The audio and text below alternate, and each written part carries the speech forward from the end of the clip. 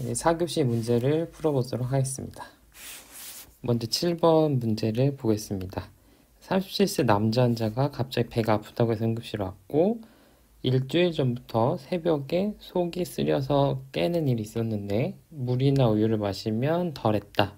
메스꺼웠지만 토하지 않았고 가스가 찬다고 손을 들 수 없이 아프다. 그래서 이런 경우에는 우리가 펩틱 얼서를 생각해 볼 수 있겠죠. 그리고 한 달에 두세 번씩 맥주 한두 병 마시고 하루 반갑씩은 한다. 그리고 열이 마일드 피버가 있고요. 배가 전반적으로 팽만하고 배 압통과 반동 압통이 있다. 그리고 WBC는 아직 노멀이긴 하지만 CRP도 지금 증가했고 ESR도 좀 올라가 있다. 그러면 지금 펩틱 얼서가 있는 환자에서 갑자기 배가 아프고 그 다음에 배에서 텐더니스와 리바운드 텐더니스가 모두 있고 그러면 가장 의심될 수 있는 상황은 펩틱 얼서로 인해서 퍼포레이션이 생긴 거죠. 그래서 펩틱 얼서 퍼포레이션으로 인해서 이 환자가 갑자기 배가 아픈 거다 라고 우리가 생각을 할 수 있고 1, 2, 3, 4, 5번 중에서 우리가 다음 검사를 생각을 해봐야 되는데 우리가 퍼포레이션이면 이제 뉴모페리토늄 여부를 확인하면 되겠죠. 그렇기 때문에 체스트 엑스레이를 찍으면 다이아프람 밑에 프리어가 이렇게 고여있는 것을 우리가 확인할 수 있겠죠. 그래서 1, 2, 3, 4, 5번 중에서 퍼포레이션인 상태를 가장 확인할 수 있는 좋은 검사는 1번이 되겠습니다. 그래서 체스트 엑스레이를 찍어서 뉴모페리토늄이 있는지 여부를 확인해서 퍼포레이션이 있구나 라고 우리가 추측을 할 수 있게 되겠습니다. 21번 환자 보겠습니다. 21번 문제 보겠습니다. 62세 여자 환자가 그 분변 자멸 검사에서 이상이 있다고 해서 왔고요. 콜로노스코피를 했는데 시그모이드에서 1.5cm의 용종이 있어서 ESD를 시행했다고 합니다. 그래서 이제 패솔로지가 리포트가 나왔는데 모더레이트 디퍼런시에이티드니까 우선 좀 볼 수 있죠. 푸어 디퍼런시에이션이 아니니까 우선 봐도 되는데 지금 서브뮤코자 인베이저에 있는데 뎁스 오브 인베이저에 지금 1000마이크로 이상이죠. 그래서 이것도 문제가 되고 림포바스큘러 인베이전도 있고 페리뉴럴 인베이전도 있고 그리고 리섹션 마진을 지금 침범했대요. 리섹션 마진도 지금 포지티브죠. 그러니까 요걸 제외하고 나머지 이 모든 경우들이 지금 ESD가 불충분하다라는 조건을 충족시키게 됩니다. 그렇기 때문에 ESD 하고 나서 패솔로직 리포트에서 이제 불충분한 증거들이 나오면 수술적 치료가 필요하겠죠. 그래서 시그모이드 캔서를 우리가 수술을 해야 되기 때문에 그런 경우에는 엔테리어 리섹션을 시행을 한다. 그래서 답이 4번이 되겠습니다. 그래서 이런 식으로 ESD를 했는데 불충분한 경우, 문제가 되는 경우에는 수술적 치료를 해야 된다. 그거에 대해서 알고 계시면 되겠습니다. 23번 보도록 하겠습니다. 건강검진 결과에서 혈압이 높다고 했었는데 1년 전에도 혈압이 높았고요. 몸에 특별한 이상이 없어서 병원에 오지 않았다. 30세 남자죠. 젊은 환자에서 혈압이 계속 높다라고 하면 세컨더리 하이퍼텐션에 대해서 꼭 고민을 해봐야 됩니다. 그래서 이번 건강검진 했을 때는 160에 110이죠. 그래서 피검사 결과를 봤을 때 특별히 문제가 될 수 있는 것은 포타슘 레벨이 지금 낮죠. 그리고 알도스테론 레벨이 높으면서 레닌 액티비티가 떨어져 있다. 레닌 액티비티가 떨어져 있는데 알도스테론이 증가되어 있다는 것은 알도스테론이 어디선가 나오고 있다는 거죠. 그래서 알도스테론이 많으니까 레닌 액티비티는 떨어지는 거고 그래서 하이퍼텐션이 발생하는 거죠. 그래서 세컨더리 하이퍼텐션이 발생하는 것은 어디선가 알도스테론 프로듀싱하는 메스가 있겠다라고 우리가 생각을 할 수 있겠습니다. 그래서 답은 3번 프라이머리 하이퍼알도스테로니즘이 되겠습니다. 답은 3번이 되겠습니다. 만약에 레닌 시크리팅 투머 4번이 된다고 하면 우리가 레닌 액티비티가 올라가 있겠죠.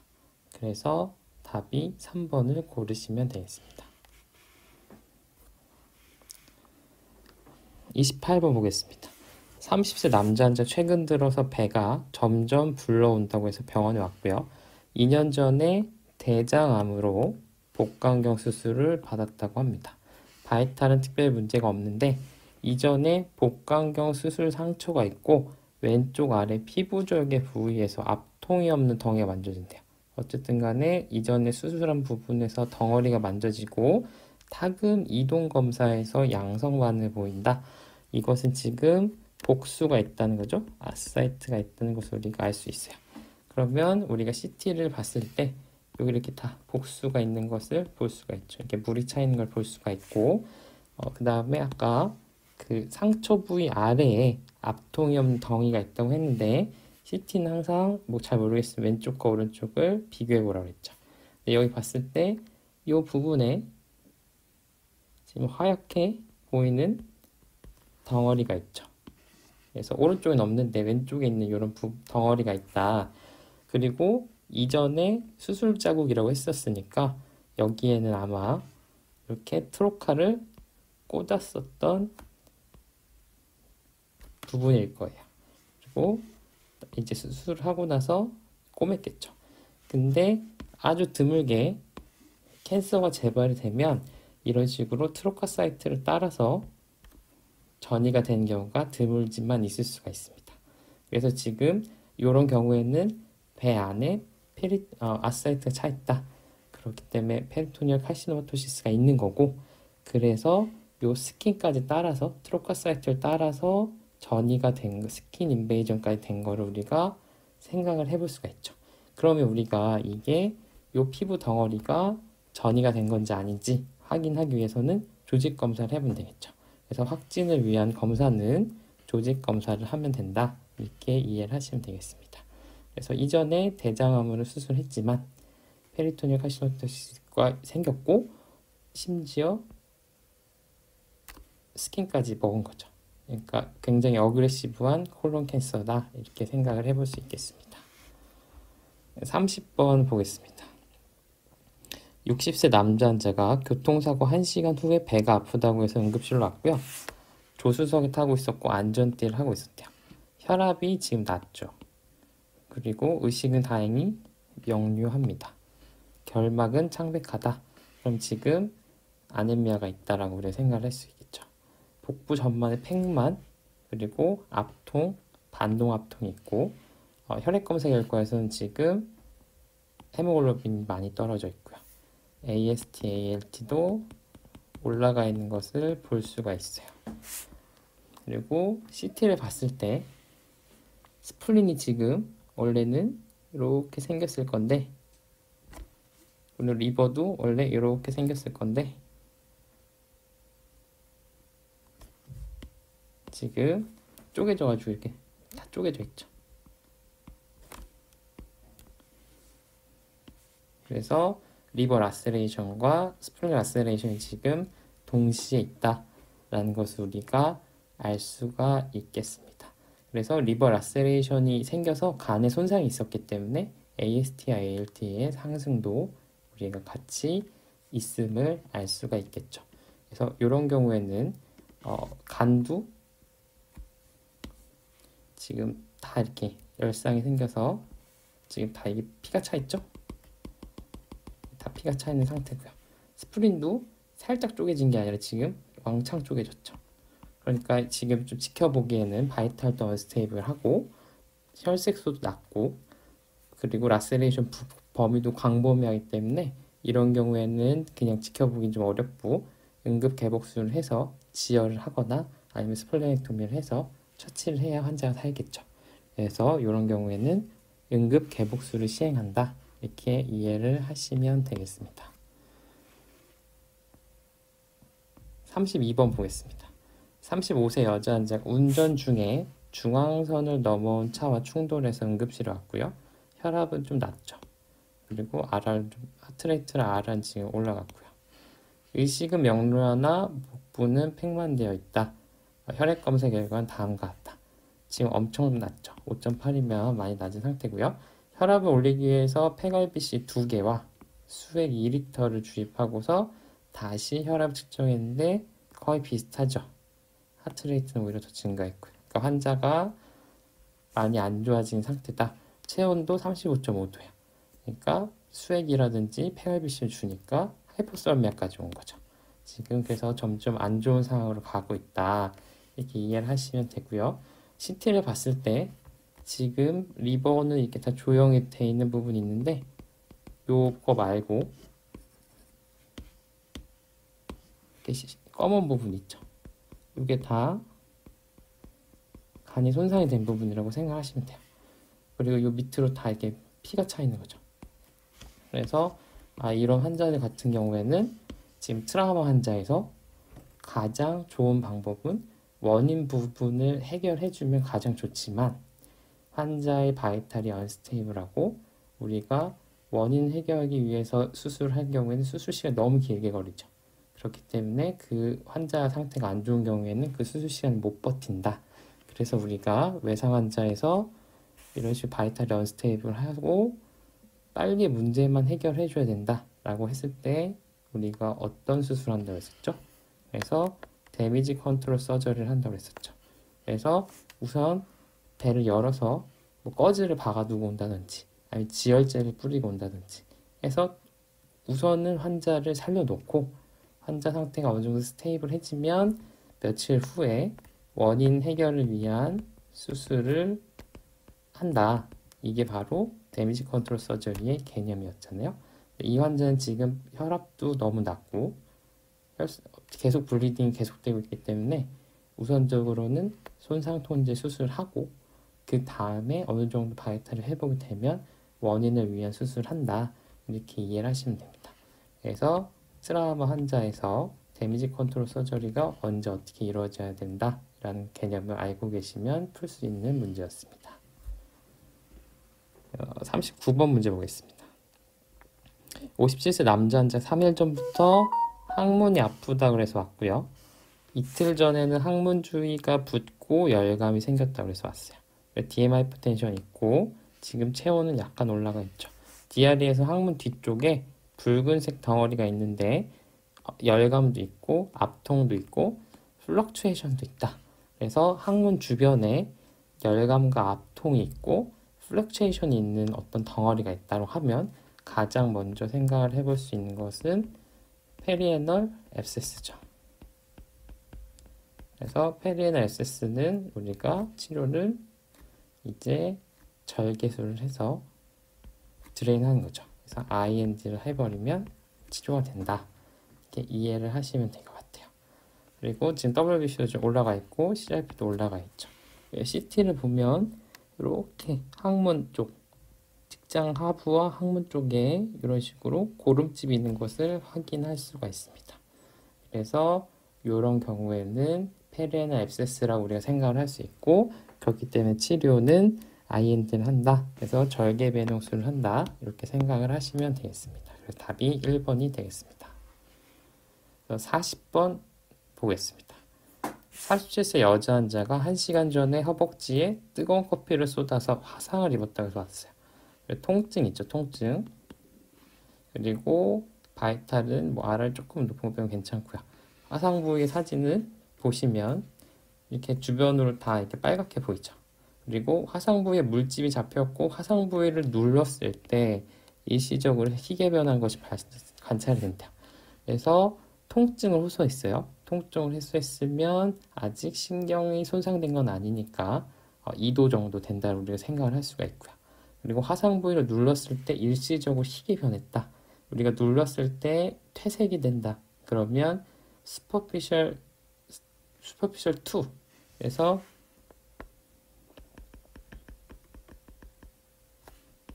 표재성 이동 화상이라는 것을 우리가 생각을 해볼 수가 있어요. 그래서 답을 우리가 치료가 뭐냐 라고 하면 쿨링을 해줘야 되니까 4번으로 찍기가 쉽죠. 근데 문제가 될 수 있는 건 뭐냐, 우리가 화상 환자에서 쿨링을 할 때는 차가운 물이 아니라 실온의 다량의 물을 이용해서 열을 낮추는 게 중요합니다. 차가운 물이나 얼음물 같은 경우에는 그 화상 있는 그 혈관을 수축을 유발해서 상처가 괴사가 되거나 아니면 상처 치유가 문제가 된 경우가 있기 때문에 우리가 화상 환자에서 쿨링을 할 때는 꼭 차가운 물이 아니라 실온의 물을 다량으로 부어서 쿨링을 시켜야 된다. 꼭 알고 계셔야 되고요. 그렇기 때문에 답이 4번이 아닌 거죠. 그래서 이런 식으로 슈퍼피셜 2, 표재성 2도 화상의 경우에는 실온의 물로 쿨링을 시킨 다음에 심플 드레싱을 하면서 상처를 확인을 하면 됩니다. 그래서 답은 3번이 되겠습니다. 그래서 만약에 얼음물이 아니라 뭐 실온의 물로 찜질을 한다라고 했으면 그것도 답이 될 수 있지만 얼음물 냉찜질이기 때문에 답이 되지 않는다. 꼭 기억하시면 되겠습니다. 58번 보겠습니다. 65세 여자 환자 3일 전에 교통사고로 피머널 프랙처 그래서 수술하고 나서 입원 중에 갑자기 숨쉬기가 어렵고 가슴이 답답하다고 하면 돼요. 그러면 히스토리를 봤을 때 교통사고로 다리 수술 받고 갑자기 숨쉬기가 어렵다 라고 하면 많이 나오죠. 계속 누워있으니까 DVT가 생겼고 그로 인해서 풀모널 스롬보엠보리즘이 생겼겠구나 라고 우리가 이 지문만 봐도 어느 정도 추정을 할 수가 있겠죠. 그래서 혈압은 좀 떨어졌고 지금 하트레이트는 증가했고요. 양쪽 아랫가슴의 호흡음이 감소했대요. 그래서 ABG를 봤을 때도 지금 산소 포화도는 좀 떨어져 있고요. PaO2는 좀 떨어져 있고 그다음에 PCO2는 약간 올라가 있고 그래서 레스피레이토리 알칼로시스가 있다고 우리가 좀 생각을 해볼 수가 있겠죠. 세츄레이션도 지금 떨어져 있죠. 그리고 폐 컴퓨터 단층 촬영 CT를 봤을 때 이런 식으로 하얗게 보이는 부분이 아니라 검게 보이는 부분들이 있죠. 그래서 CT를 봤을 때는 지금 풀모널 스롬보엠보리즘이 있구나라고 우리가 생각을 해볼 수가 있겠습니다. 그래서 DVT와 풀모널 그로 인해서 발생할 수 있는 풀모널 스롬보엠보리즘을 예방하기 위해서 우리가 어떤 약을 사용한다고 그랬었죠? 그래서 이런 경우에는 로우 몰레큘러 웨이트 헤파린, 저분자량 헤파린을 우리가 사용을 하면 예방을 할 수 있다. 이렇게 수업 시간에 배웠었죠. 그렇기 때문에 이런 경우에 DVT와 풀모널 스롬보엠보리즘 예방하기 위해서는 우리가 저분자량 헤파린을 사용한다. 이렇게 이해를 하시면 되겠습니다. 61번 보겠습니다. 임신 24주인 28세 여자 환자가 배가 아파서 병원에 왔어요. 오늘부터는 오른쪽 옆구리가 아프고 구역이 있으면서 구토는 없었고요. 임신에 다른 질환도 없는데 지금 열이 나죠. 그리고 옆구리에 압통과 반동 압통이 있다. 복부 초음파 시행하는데 충수돌기를 못 찾았대요. WBC도 올라가 있죠. 우리가 정상적인 사람은 아래큐 쪽에 아펜디스가 있지만 임신을 했을 때는 이제 유테러스가 점점 커지면서 아펜디스 밀리죠. 그래서 점점 밀려서 텐더니스와 리버넌트 텐더니스가 오히려 옆구리 쪽에서 느껴진다. 이러면 이제 아펜디사이티스 우리가 의심을 해볼 수가 있겠습니다. 그래서 임신 중에 아펜디사이티스는 우리가 초음파로 먼저 진단을 하죠. 아기가 있으니까 CT는 찍을 수가 없죠. 초음파를 이 환자는 했는데 지금 잘 안 보인다고 그랬죠. 그런 경우에 초음파를 확인이 안 된다. 그러면 우리가 두 번째로 할 수 있는 검사가 뭐였죠? MRI였죠. 그렇기 때문에 우리가 MRI를 찍어서 아펜디사이티스가 있는지 진단 기준이 맞는지 아니면 다른 것 때문에 옆구리가 아픈 건지 확인해 봐야 되겠습니다. 그래서 답은 4번이 될 거고요. 복부 CT는 아까도 말씀드렸지만 태아가 있기 때문에 라디에이션으로 문제가 될 수 있어서 임산부에서는 진짜 크리티컬한 경우 아니고서 CT를 안 찍는다고 그랬죠. 그래서 답이 4번이 되겠습니다. 그래서 5교시로 바로 넘어가도록 하겠습니다. 1번 문제 볼게요. 50세 남자 환자 하루 전부터 명치가 심하게 아프다고 해서 왔어요. 그리고 하트레이트 살짝 올라가 있고 열도 살짝 나왔고요. 배청진에서 장음이 감소되어 있고 배 전체에 압통이 있는데 반동 압통 없다. 그리고 피 검사를 봤을 때 지금 문제가 될 수 있는 부분이 아밀레이즈 라이페이지가 많이 상승돼 있죠. 그리고 명치가 심하게 아프다. 어제부터 갑자기. 그러면 어큐트 판크레아타이티스를 좀 생각을 해볼 수 있겠습니다. 그리고 보면 판크레스 주변으로 이렇게 플루이드 콜렉션이 막 돼 있죠. 그래서 이 환자는 어큐트 판크레아타이티스겠구나 라고 우리가 생각을 할 수 있어요. 그래서 어큐트 판크레아타이티스일 땐 가장 먼저 우리가 뭘 해야 된다?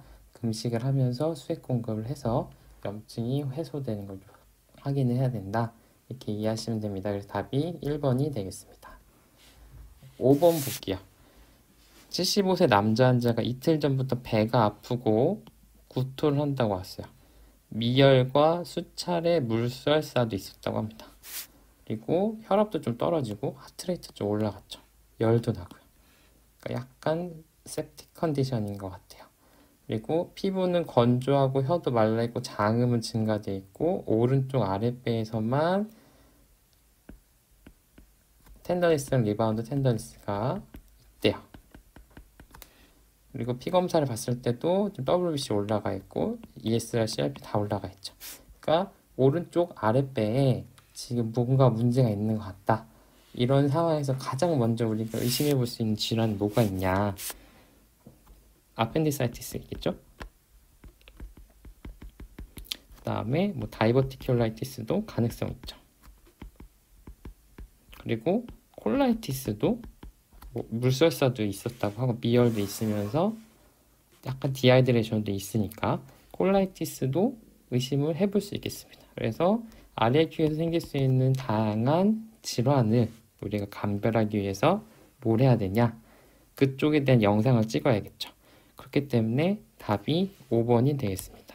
여러 가지 RAQ 에어리어에서 발생할 수 있는 우리가 질병들을 감별하기 위해서 가장 좋은 검사는 복부 CT다. 이렇게 이해하시면 되겠습니다. 그래서 답이 5번이 되겠습니다. 20번 보겠습니다. 51세 남자 환자가 오토바이 교통사고로 응급실에 왔고 왼쪽 대퇴부에 15cm 길이의 열상이 있어서 창상 봉합술을 했다고 합니다. 그래서 창상 부위에 극심한 통증을 이틀 뒤에 호소했다고 하고요. 혈압이랑 맥박이 올라가고 열도 나죠. 피부 변색과 수포가 발생되고 창상이 막 붓고 크레피투스가 막 생긴대요. 창상의 배출색은 회색빛이고 심한 악취가 난다.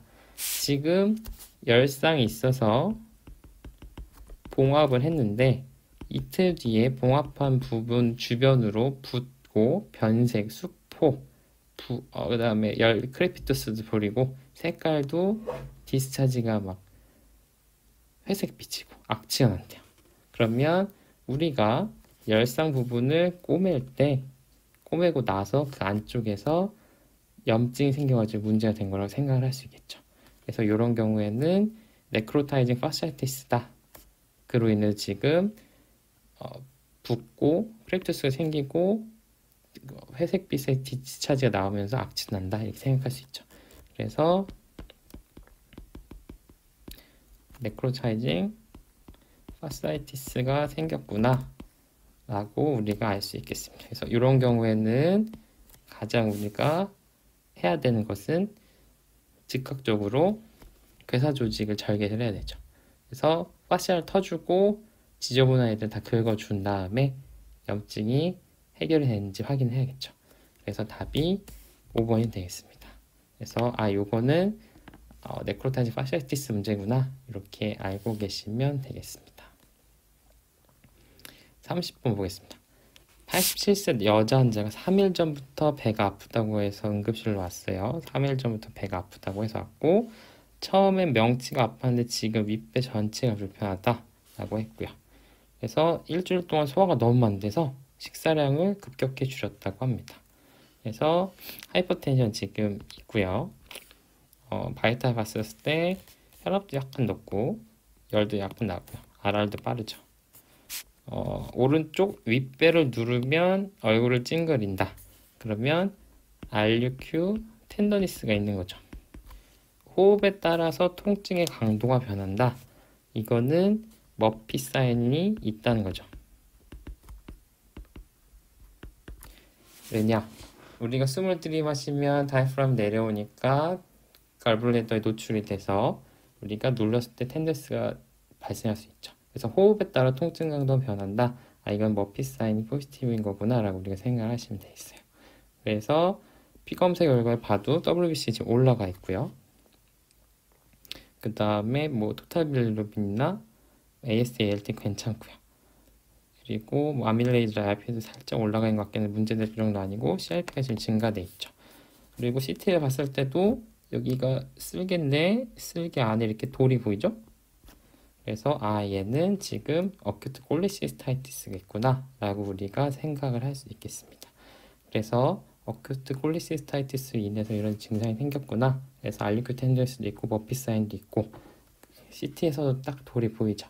그래서 답을 어큐트 콜리시스타이티스다 라고 이렇게 답을 정하시면 되겠습니다.